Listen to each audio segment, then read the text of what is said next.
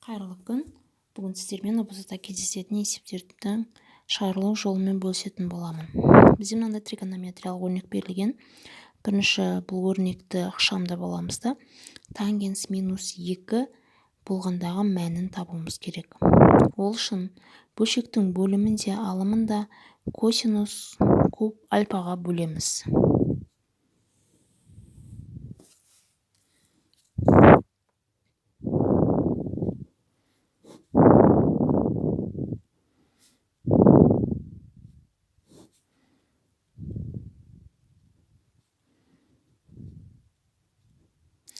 Бөлімінде тура солай жасаймыз.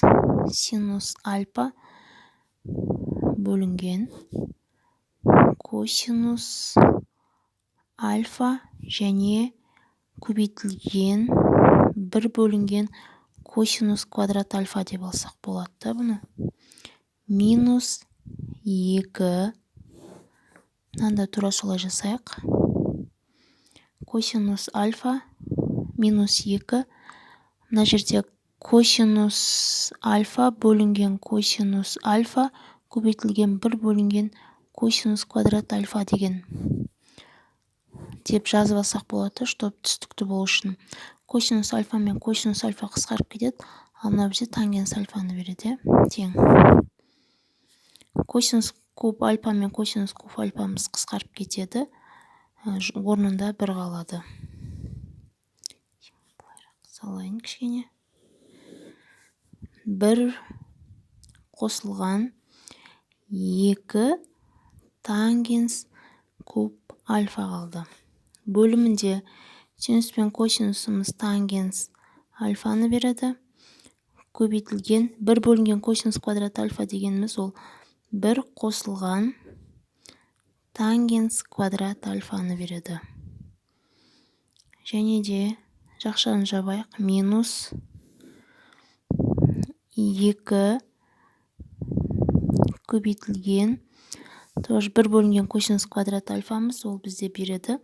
1 қосылған тангенс квадрат альфаны береді. Тең. Енді орнына қояйық. 1 қосылған 2 көбейтілген тангенс куб альфа. Яғни минус 2-ні кубтаймын. Минус 2-ні кубтасам, минус 8 шығады. Минус 8-ді 2-ге көбейтсем, минус 16 шығады. Пока осылай жаза тұрайын. Келесі, тангенс альфаның орнына минус 2-ні қоямын. Жақшаны ашып 1 қосылған тангенс квадрат альфа. Минус 2-ні квадраттасам 4 болады.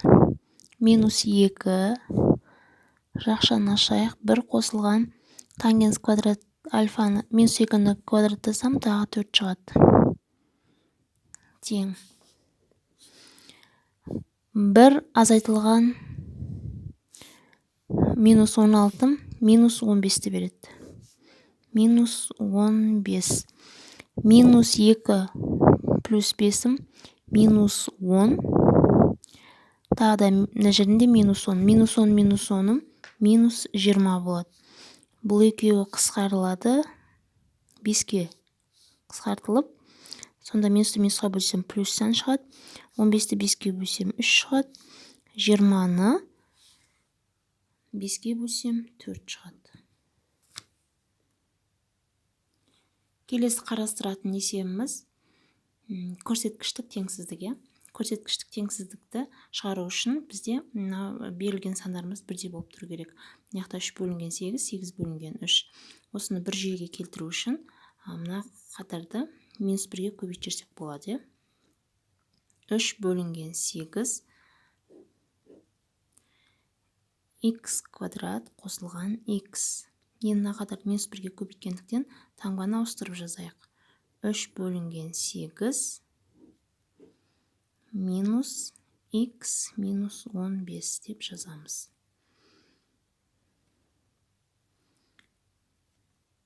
Енді тек дәрежедегі мүшелерімізді жазамыз. X квадрат қосылған x ол кіші не тең минус x плюс 15. Барлығын теңдіктің бір жағына жинастырайық. X квадрат қосылған x плюс x минус 15 ол кішіне тең 0-ден. X квадрат қосылған 2x минус 15 кішіне тең 0-ден деп жинастырып квадрат теңдеуге келтіріп алдық. Дискриминант тең 2-ның квадраты 4 минус 4 көбейтілген минус 15. Бұл сонда 8-дің квадраты болады. X 1 мен 2-ні табайық. Мына жер плюс 2 болғандықтан минус 2 деп жазамын. Қосу азайту 8 бөлінген 2 болады. Осыдан x1 тең бізде минус 2 плюс 8 ол 6 болады. 6-ны 2-ге бөлем 3 болады. x2 тең минус 2 минус 8 минус 10 минус 10-ды 2-ге бөлсем минус 5 болады. Сан өсіне салайық осыны. Сан өсіне салатын болсам, бірінші 0-ды белгілеп алайық. Так, мына жақта 3 десек, 1, 2 мына жақта. Енді примерно жақта минус 5 деп белгілейін. Минус 5. Бізде екеуі де қара нүкте болады. Және бізде егер кіші болса, екеуінің аралығында жатады біздің жауабымыз. Сонда жауапты былай жазамыз. Минус 5 пен 3-дің арасы деп жазамыз.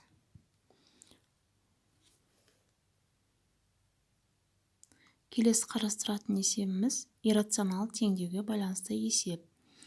Бұл теңдеуді шешу үшін теңдіктің екі бетін квадраттаймыз. Мынаның сыртына былай квадрат бар деп ойлайық. Сонда мынау а плюс в-ның квадратына келеді. Біріншінің квадраты екеселенген бірінші мен екіншінің көбейтіндісі плюс екіншінің квадраты дегенге келтіреміз. Бірінші мынаны квадраттасақ, түбір түсіп қалып, x қосылған 6 қалады. Қосу 2 еселенген, екеуін көбейтеміз енді. Бірақ түбірдің астында екеуі x қосылған 6 және x қосылған 1. Қосу мынаны квадраттайық, x қосылған 1 қалады. Тең түбір 7x плюс 4 квадраттасақ, түбір түсіп қалып, 7x қосылған 4 қалады.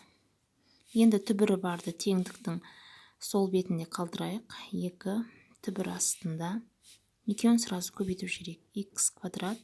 6x және 1x-ің сразу 7x болады. Қосылған 6 мен 1-ді көбейтсем 6 болады. Тең. X-ке 7x қосылған 4. X пен x-ім 2x болады да, ол теңдіктің келесі бетіне минус 2x болып өтеді. 6-ға 1-ді қосам 7, ол теңдіктің келесі бетіне минус 7 болып өтеді.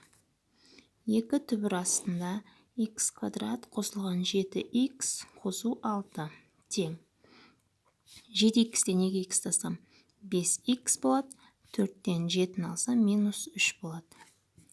Енді орындалатын қадам теңдіктің екі бетін тағы квадраттаймыз.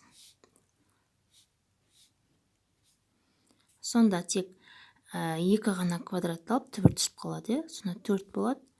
4x квадрат қосылған 28x қосылған 24 болады. Тең. Енді мынау а минус в-ның квадратына келеді.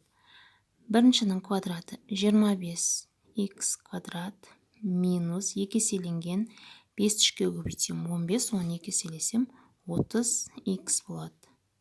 Және 3-дің квадраты ол бізде плюс 9 болады.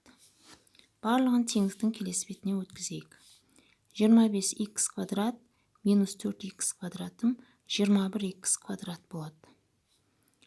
Плюс 28 теңдіктің келесі бетіне минус болып, минус 58x болады.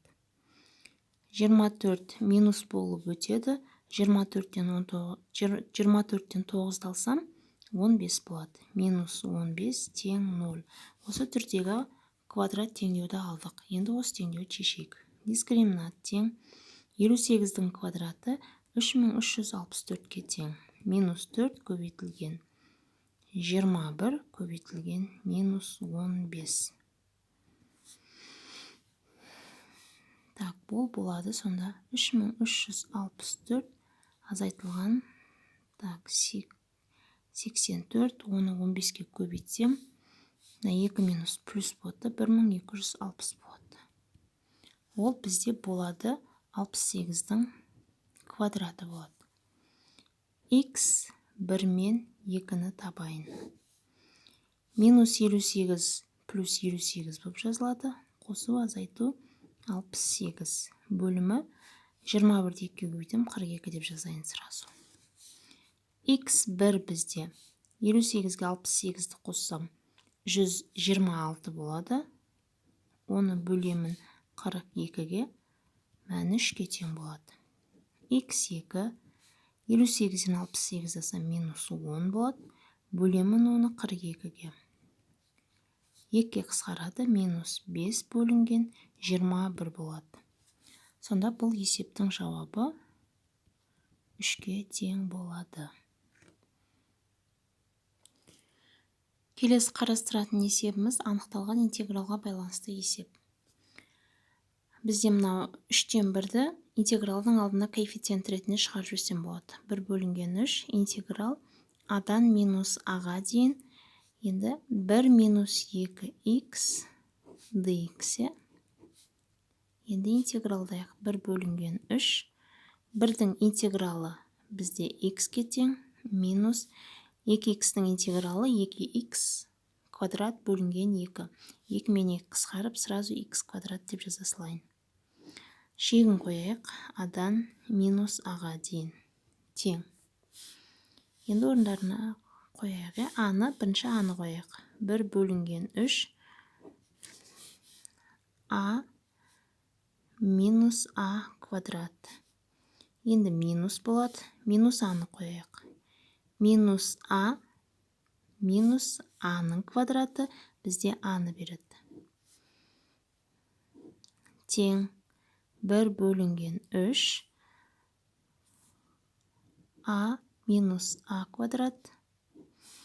На екеуі плюс болады. Тағы плюс болады. Мына жерде бізде А квадрат қой. Плюс А квадрат болады. Так, бізде енді А мен А квадрат, А квадрат. А квадрат пен А квадрат жойылады осы жерде. Тең 1 бөлінген 3. А квадраттарды жоямыз. Сонда бізде қалды 2 бөлінген 3 А қалды. Енді 2 бөлінген 3 А-ны біз 4 бөлінген 9-ға теңестіреміз. Содан А-ны табамыз. А тең 4 бөлінген 9 бөлі болып барады ғой, 2 бөлінген 3, соны сразу көбейту етіп жаза салайын, және 3 пен 2-ні ауыстырып түсіре салайын. Бізде 3 қалады, 2 қалады. 2 бөлінген 3. А-ның мәні 2 бөлінген 3-ке тең екен.